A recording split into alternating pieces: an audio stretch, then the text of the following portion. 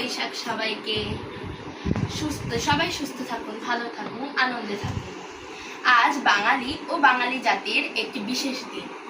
এই দিনে সবাই পুরাতন দিনের গ্লানি মুছে দেয়। আজ নতুন দিনের আগমনে আমরা একটি গান করব।